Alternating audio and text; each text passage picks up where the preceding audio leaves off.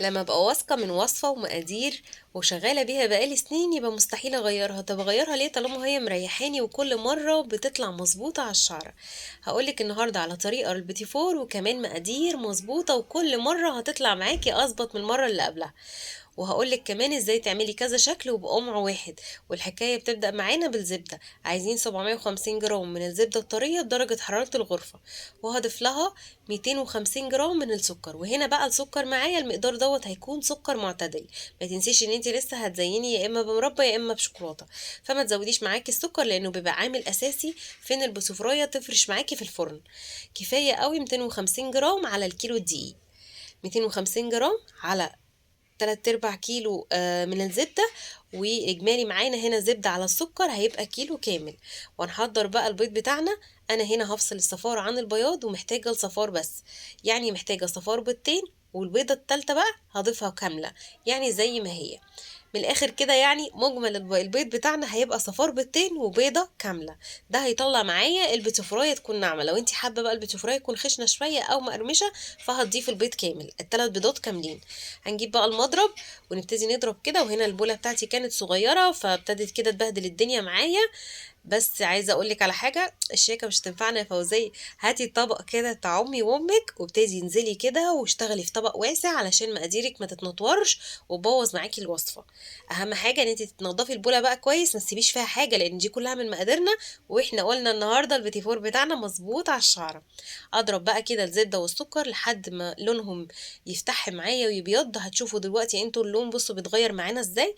اهم حاجه بس ان انا اضرب فيهم كده بتاع 5 دقايق لحد ما لونها يتغير كده وتبقى كريمي وشبه الكريمه كده وابتدت يدخلها هوا بالشكل ده.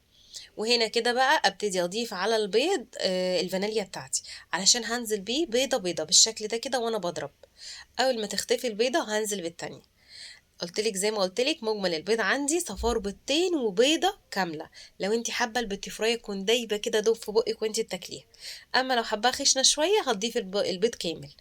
اهم حاجه بقى كده خلاص بعد ما لقيت القوام بتاعي بقى كريمي بالشكل دوت هشيل بقى المضرب. ونيجي بقى هنا لوقت الدقيق. انا هنا مستخدمه الدقيق الاطيب، بصراحه بيبقى ممتاز. ما بياخدش معايا زبده كتير وبيبقى مظبوط بالظبط. انا متاكده من مقاديري وممكن اضيفه كله بس برضو تحسبا لاي وضع او اي حاجه تحصل او يكون الدقيق اتغير او اي حاجه. فانا بحب ان انا انزل كده وبسيب حبه في الاخر وبنزل بيهم تدريجي. كده كده الدقيق مش رايح بعيد، هو واقف جنبنا او قاعد جنبنا. احنا هنشوف محتاج معانا ولا لا. وانتي برضو اشتغلي بنفس الطريقة، ما تضيفيش كيلو دقيق كله. اشتغلي كده يعني ضيفي كيلو الا ربع وسيبي الربع الاخير وانزلي بيه حبة حبة لان طبعا انواع الدقيق بتفرق. انا طبعا دايما بشتغل بالاطيب بس برضو يعني تحسبا لاي حاجة يكون في اي تغيير ولا حاجة فبحب برضو انزل بحبة حبة. بصوا كده معايا تقريبا معلقة هما اللي متبقيين. هشوف هو هيحتاجهم ولا لا، هيبان دلوقتي. اهم حاجة بقى ان انتي تبتدي تلمي كده اوام اوام، ما تعجنيش كتير في البسكوت في البيتيفور بتاعك. بصي ايدي النضيفة يدوبك بيلزق فيها تلزيقة خفيفة. هو اللي متبقي مش كتير يعني تقريبا معلقة. هضيفها بقى وابتدي كده الم.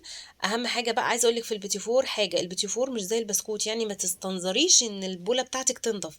هو بيبقى فيه تلزيقه خفيفه كده.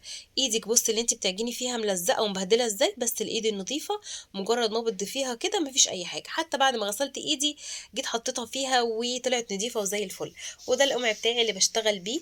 هو من غير رقم ولا حاجه، بس انت لو حابه تشتغلي برقم هتجيبي 7 FT. ده بتاع البيتي فور، او هتروحي تقولي الراجل عايزه قمع البيتي فور هو بيبقى عارفه. ولو حابه بالارقام من غير حروف بيبقى رقم 385 دوت برضو للبيتي فور. معانا بقى اكياس الحلواني تقدري تشتغلي بالقماش او بالكيس البلاستيك اللي انت حباه. انا هنا بحب اشتغل بالاتنين لان موجود عندي القماش. فبحب اشتغل بالاتنين علشان القماش بيحفظ لي البلاستيك ان هو يتقطع، يعني بيعمل لي كميه كبيره بكيس واحد. اما لو هتشتغلي بالكيس البلاستيك على طول فممكن يتقطع معاكي كده كام كيس عقبال ما تخلصي مقدار البيتي فور بتاعك تستخدمي حوالي 3 4 اكياس كده. فانا بشتغل بالاتنين في بعض كده زي ما شفتوا. علشان بيحفظ لي الكيس. واول شكل معايا ببتدي اقطعه كده بالشكل دوت في الصينيه من غير اي دهنه ولا اي حاجه. طبعا البيتيفور بتاعنا فيه كميه زبده كفايه، فمش محتاجين ان احنا ندهن صواني ولا صيجان ولا اي حاجه. اول شكل وتاني شكل، وزي ما انتم شايفين انا مش هوضح لكم بقى الشكل اللي انا بشتغله ازاي، ده الفيديو موضحه من غير ما اتكلم. ولحد هنا كده اشتغلنا بثلاث اشكال. الشكل التالت ده اللي في النص هنبتدي نزينه من دلوقتي، يعني مش هنستنى بعد الاستوى ان احنا نزينه ولا اي حاجه. هجيب كده مربى فراوله او مربى مشمش، واحطها كده في كيس حلواني، وابتدي احط صباعي كده في الدقيق، وابتدي افتح بس فتحات علشان المربى تقعد فيها، يعني حاجه كده يعني زي تجويف في النص عشان اقدر ادخل المربى. وبكده الشكل دوت مش بيحتاج معايا تزيين بعد السوى. وهنبتدي بقى هل من مزيد هنعمل شكل تاني برضو تقريبا كده، يعني زي الصابع كده. عايزه اقولك القمع ده بيعمل معاكي كذا شكل، وانتي بقى ودماغك، يعني عايزه اقولك ممكن تجيبي منه اكتر من اللي انا عملته ده كمان. هتقعدي كده وتبدعي مع نفسك وتجربي، وكل حاجه بتنفع وكل حاجه بتبقى جميله. اهم حاجه ان انتي بس ما تزوديش في الدقيق علشان القمع معاكي يطلع البيتي بكل سهوله وما يضغطش على اعصابك، ويبقى سهل معاكي. هي كمية لو اشتغلتي بالميزان عايزة اقولك الوصفة ديت مظبوطة بالظبط. بس اهم حاجة في الدقيق في الاخر زي ما قلتلك هتنزلي بيه حبة حبة، وما تضيفيش كيلو دقيق كله.